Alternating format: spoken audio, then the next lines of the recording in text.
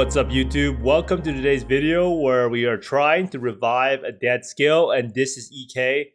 I did see a demonstration of EK on Reddit Path of Exile builds. I decided to try to make it into a Magic Find character, and the only reason why this build kind of works is because we're able to leverage Explode with Profane Bloom. You can also use Explode Chest, and I do have Explode on my wand also.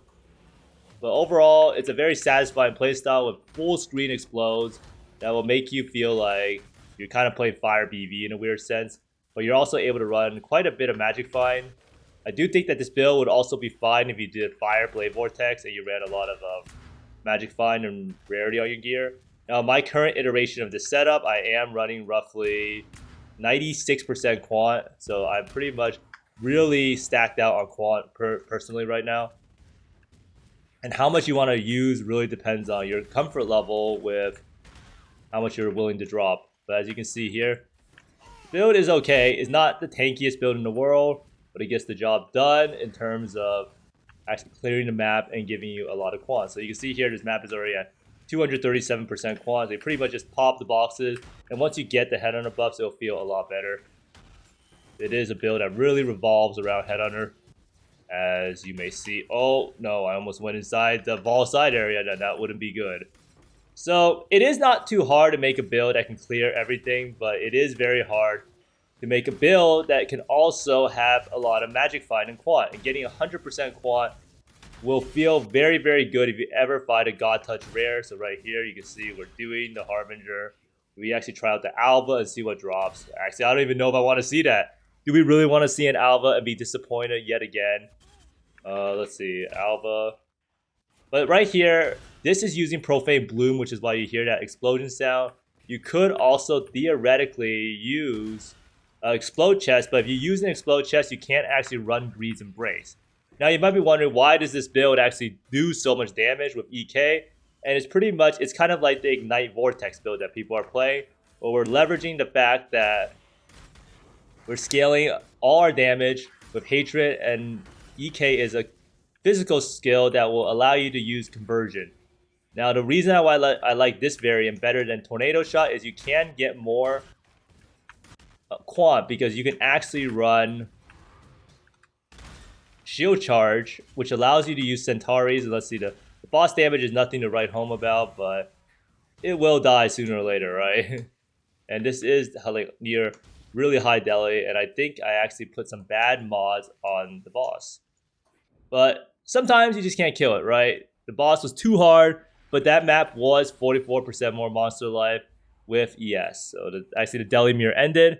But as you can see here, for the stats of the build, it is 96 quant and 520% rarity, roughly, which makes it a pretty strong candidate for Magic Finding. Now, as you can see here, this map actually has 44% more monster life, and also 76% of maximum life as extra energy shield. And we're actually able to clear the deli mirror somewhat easily. It was kind of hard, but let's go see what we actually had to do in order to make this build work, and what the original version of this build actually looked like when you don't actually gimp your character with Magic Find. So as I said, some viewer actually linked me this video on Reddit PoE build showing the super aesthetic playstyle if it actually ever chooses to load. So let's see, what does the aesthetic playstyle look like? So the person who actually wrote this Reddit post was actually the person that made Burning Arrow Elementalist, and since it will refuse to load, we'll just look it up on here. And it's actually pretty surprising. Oh, I guess it did load on here. All right, let's not watch it on here, and we can watch it on here while we discuss the mechanics of this build. So this build pretty much is very, very similar to Herald of Ash Blade Vortex, but you're pretty much shooting EK instead of using Blade Vortex. Now, as you can see here, everything is pretty much the Herald of Ash and physical explosion. This guy is using a synthesized bow with the Explode mod, which is around 25%. I do think you can also use it and stack it with a 35% on your chest, which makes it around 60%. And the nice part about this build is that the clear is really good, and you don't really need to scale your AoE as much, because EK, he has some chain aspect of it with the Amulet Gloom Fillet, which allows him to get a bunch of damage. And as you can see here, The single target is not the best because he's actually running a budget setup right now.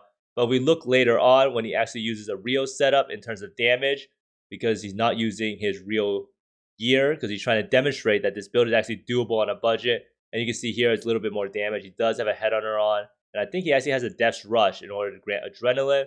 So let's go see how fast he actually kills it. And you can see here the boss instantly dies purely because EK scales extremely well with headhunter explosions or headhunter buffs. So we're going to take a quick look at the PoE to see what exactly is going on here. And this is actually my build, so not very good. My damage numbers are a lot worse than his. So let's go see where his actual build shenanigans actually is. So as you can see here, EK conversion 100% physical to cold.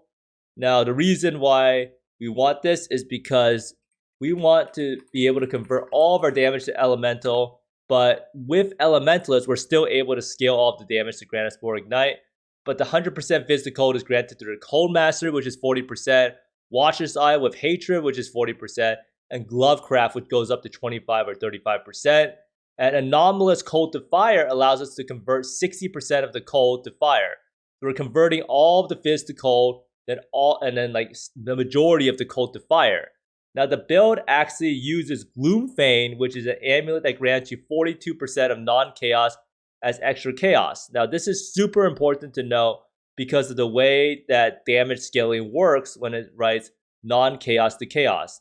Now non-chaos to chaos is extremely overpowered for damage conversion because it applies at every single point of the conversion. So if we actually look at this thing right here, let me import this PoE over. So if we look at right here, we go to the calcs for EK, and you do have to set it as the projectile has chained one time. You see here, once you see one chain, you get 11.4 mil. And for anyone wondering what Gloomfane actually does, is it gains projectiles that chain gain 42% of non-chaos as extra chaos. So that means it converts at the physical level. So you can see here, the physical damage before it gets converted to chaos. And then once the physical damage gets converted to cold, it gets converted to chaos again at a higher amount because of hatred. So you can see here, the physical damage originally was 1,640 to 2,460, and it gets converted to chaos. And then the cold damage gets converted again with 13,404 to 20,110. And then the fire damage gets converted again at a higher amount because of anomalous cold to fire. So it's 20,249 to roughly 30,378. So every stage of the conversion gets benefited from this mod, non-chaos as extra chaos. And that's extremely overpowered. It's pretty much like triple dipping in a sense. And this actually benefits a lot from hatred also, which is also kind of double dipping. Now, all of these sources of damage, even the chaos damage, is able to ignite because you're able to use Shaper of Flames, and then you can also shock with Shaper of Storms, allowing you to have a massive amount of ignite and massive amount of shock. Now, you might be wondering, how are you actually proliferating everything? And this is all getting proliferated by using Fan the Flames, which is a 15 ignite prolif. Now, he has a lot of recovery because he has recover 1% of life on kill and 1% of energy shield on kill. Now, this build actually has a semblance of defense because he's actually using Mind Over Matter with Eldritch Battery, and he has the Mind Over Matter on the Skin of the Lords. Now, the reason this works is because he has Energy Shield on kill with Brush for Death, which actually gives you life on kill, and Energy Shield on kill and a damage over time multiplier. And then he's using a Brutal Restraint over here. It gives you some fire damage and then increased effect of non-curse auras and 8%. So you can probably use the Timeless Jewel calculator to find a Timeless Jewel that suits your needs. But overall, this build doesn't really scale from spell damage as much. It's mostly just scales from damage over time multiplier, elemental damage, and fire damage, and cold damage. So that's why we have this thing over here. Now for exposure, he's inflicting it with gloves. And his exposure is extremely important for this build, purely because Elementalist has this no Mastermind of Discord that guarantees you an extra 25% pen if you have exposure. So if you're wondering how does he actually get the chain to activate on the boss, he puts down Arcanist Brand with Hydra Spear, so that the Gloom Feign is always activated with the, with Hydra Spear from the chain. And then he's able to get more sources of gains Fizz's extra pretty much on the quiver. So his quiver is actually gain percent of Fizz's extra fire and extra cold damage. And he also has a bit of projectile speed, which is pretty good. And then the bow is pretty much just a cast speed bow with essence.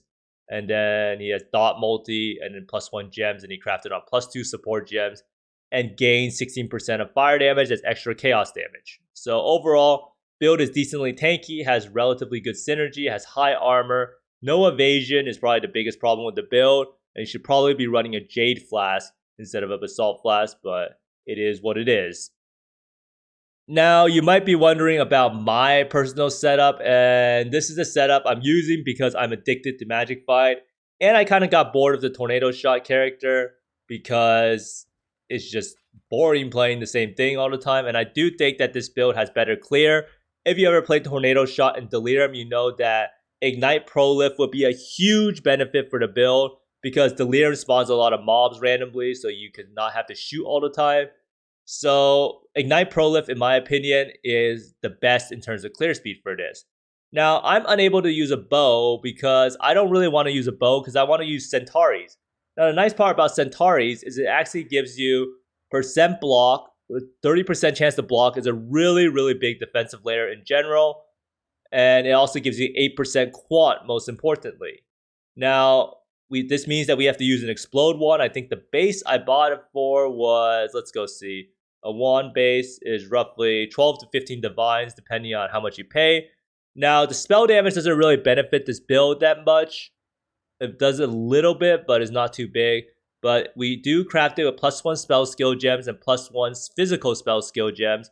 And then we Ashling this mod, gain 5% of non-chaos as extra chaos, which as we all know from earlier is really, really strong. And then for the crafted modifiers, I did some Arcane Surge shenanigans and Fire Dot Multi on the multi-mod. So I think this is probably like your best case wand. You could also use a Scepter technically. And the reason we want to use this wand and shield combo is it allows us to shield charge. The nice part about shield charge is it allows us to use a chest called Greed's Embrace. Normally, I would never use Greed's Embrace if I was playing a bow build or something like that, purely because the negative move speed without a movement skill is just too punishing. And the nice part about Greed's Embrace is it gives us 15% quant and 40% rarity, which is an insane amount. And I do think that quant is probably one of the best scaling things. So we can almost get 100% quant and 500%, 550, 600% rarity with this setup. Now, I did test the build out without Gloom Feign, and I do think that it is fine. The damage scaling from explosions is just so great. So that's why I'm using a Simplex Amulet, which allows me to run Quant, Rarity, and you also have gain 20% Fizz as extra lightning. Now this amulet is probably way too good for most people to get because it's actually 4 mods that are good. And I also have Dot Multi. You could also use perhaps Eyes of the Great Wolf with 20% Quant. You could also use something else like, I don't even know. You could technically use any type of amulet that gives you a regular Shaper amulet with Quant and Rarity that's not a Simplex. And overall, I do think that that is the best solution because we don't really need the damage from Gloom Feign at all. Now, I did substitute in boots and gloves for Sedemas and Goldworm, and Headhunter does provide the rest of the conversion. For people wondering what about the last 20%, most Headhunter buffs will give you the rest of the conversion, whether it be fire or cold or lightning. So that's why we don't worry about the 20% of the conversion. Now, Goldworm, you probably want a +2 to AoE gem so you can scale to Herald of Ash, because Herald of Ash should also probably be linked to item rarity, because Herald of Ash is probably a source of a lot of our kills. Now, I did test out running Explode Chests with item rarity mod versus Greed's Embrace and Profane Bloom Jewels. And if you want a cheaper option, Explode Chest is very, very good because you don't need to buy the Profane Bloom Jewels, which is like 40 divines or something like that. And Profane Bloom is definitely worse than the Explode Chest, but you do gain a bunch of benefit from magic fighting in terms of using a Greed's Embrace. So it's all about finding that nice balance. Now, overall, the character, as I said, is around 96% quant and 530% rarity. I will probably try to make some changes to the build to make it tankier, because right now it's a little bit too squishy for my liking, as you saw earlier. I still need to get a helmet enchant right here. I need to get a corrupted gold worm with +2, and I need to get more gem sockets. But this is pretty much a very, very basic idea of the build, and I do think that I want to get another cluster jewel over here and drop some points on the tree. Now, in terms of how I'm getting the rarity, I'm actually using this thing right here, Supreme Ostentation, again, to ignore attribute requirements, and then this allows me to get the rarity. This is a very, very point efficient rarity cluster. So it's 3 points total for 80% rarity, which is very, very good in my opinion. I think there are better jewels with like 120 or 160% rarity, but I just don't have the levels right now, and it would probably be a big loss in damage. Now, overall, this build is very satisfying to play and look at, and I do think that it really reminds me of Fireblade Vortex back in the day, and it's just super, super fun. And I do think if you actually look at the build, it just looks so satisfying to play. It's so fast. And then if you think like the single target is bad, now this is just a normal mapping setup that this guy has, and there are different setups. So you can do a speed mapping setup if you want to drop some some magic find and just run, and you just want to do some maps or you want to do some challenges. And this build can probably do it all. And his Mind Over Matter variant is a lot tankier. But I do think that perhaps running an explode chest would make the clear even more insane. Not like the clear needs to be that much better, but as you can see, everything just absolutely melts. And even single target is not that bad, because I do think he actually runs a formed invitation at the end. It's not the most spectacular thing in the world, but this thing cannot inflict exposure, so it's not that. So that's a really bad mod for him technically, but Ignite playstyle is pretty nice. You just run in circles, you have the Ignite on, and eventually the mobs just slowly die. And you're actually able to do it from range because your EK, and EK takes up the whole screen. So pretty much I just wanted to introduce this build to everyone because I do think that it was one of the more interesting builds I've seen, and a lot of people actually like EK purely because of how it looks. I do think in the end it is probably faster than Tornado Shot for magic finding due to the power of Ignite proliferation. And it's easier to scale spell damage on spells in general than having to rely on base damage on a bow. Because for a spell build, you're pretty much just needing gem levels, right? So we have level 28 on EK, and that's already more than enough damage for our build to function for magic finding. But I do think in the long run, I think the best case scenario is to play Corrupting Fever Magic Find, which I will probably make as my next character. And that's pretty much due to the natural fact that the character is tanky, and I'm not going to have to completely gimp myself in order to not die in map. So you can see this character has some amount of life and some amount of armor and evasion, and this will probably be my next character, and it will have the max amount of quant and rarity because it actually runs Greed's Embrace and Centauri. Wait, this guy's name is Sorry Kobe I Let You Down? What? Oh my goodness. But anyhow, thanks for watching everyone. I hope we find more Mirrors, Exalts, and Mage Splits than me, and please don't let me down like this guy did. And see you next time. Bye!